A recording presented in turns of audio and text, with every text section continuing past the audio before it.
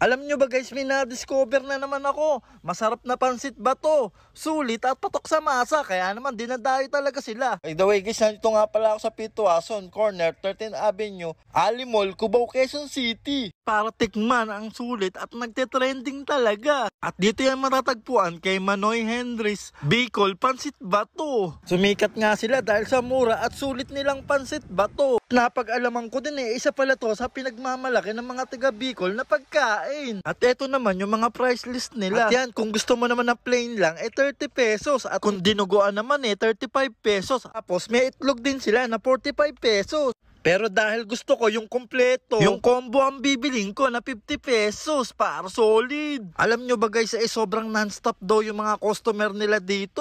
Everyday daw, sold out talaga yung mga paninda nila. Kung minsan nga daw, hindi pa inaabot ng closing time nila, ubos agad daw yung mga paninda nila. Grabe naman yun. At sabi nila, no need na daw na pumunta ka ng Bicol para matikman ang pansit bato nila. Dahil dito sa Ali Mall, Cubao, matitikman mo na yung pansit bato nila sa murang halaga. At nakaka-proud lang makita na umaangat sa buhay ang mga kapwa nating Pilipino dahil sa sipag at tiyaga nila. At lahat yan hindi naging imposible dahil sa mga suporta na binibigay nyo. Grabe guys, kala ko hindi na ako aabot Buti may natira pang dalawang naka-plastic na pansit bato. 30 pa ako.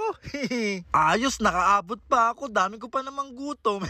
Shoutout kay kuya na nakakilala sa akin. So ayun guys, ito na yung in-order ko na sobrang sikat dito na pansit bato. Sobrang nag-trending talaga kahit nung dati pa. At yan, meron siyang kasamang toppings na itlog na puti at saka dinuguan. Masyado ko na curious dito kaya i-food check na natin yan. At check natin kung sulit ba talaga yung 50 pesos natin. Yan, halu-haluin ko muna kasi naglagay ako ng chili powder dito. Okay, first bite para po sa inyo ang una kong subo. Abate ka, sa totoo lang masarap talaga siya. Sobrang malasa ng toppings ng dinuguan. Sobrang perfect combination ng itlog at dinuguan sa pansit bato. At imagine guys 50 pesos lang to. Tingnan nyo naman yung serving nila. Ang dami, diba? Solve na solve ka na. Panalo. Sobrang goods, quality. Sabi, satisfying craving. Sobrang not bad sa 50 pesos. At eto yung mga pagkain na mura pero babalik-balikan mo sa sarap. Solid na experience. Ludo po sa mga kababayan natin Bicolano, Bicolana. Ang sarap talaga ng pansit bato nyo. Okay Tams, paubos na. So ayun, kung gusto nyo pong pumodrip, check out nyo na dito kay Manoy Henry's Pansit Bato. Sobrang recommended ko to. At sobrang dali lang po niyang makita kasi along highway lang siya dito sa tapat ng Ali Mall, Cubao.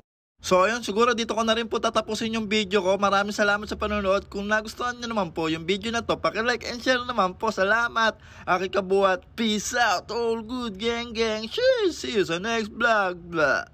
Sipag magtututulog, kaya pita ka puyat. Imbis magbanat ng buto, nagbunat ng butong may kasamang ikab. Ganong katamad, sabayabas sa magaling, magabang na malalaglag.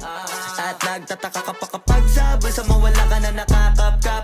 Clap, clap, clap, ang hilig mo sa teka muna. Kaya imbis sa lapian nakuha mo muta. Punto ko sana makuha, na baka sa kakahiga mo ay diyan ka makuba.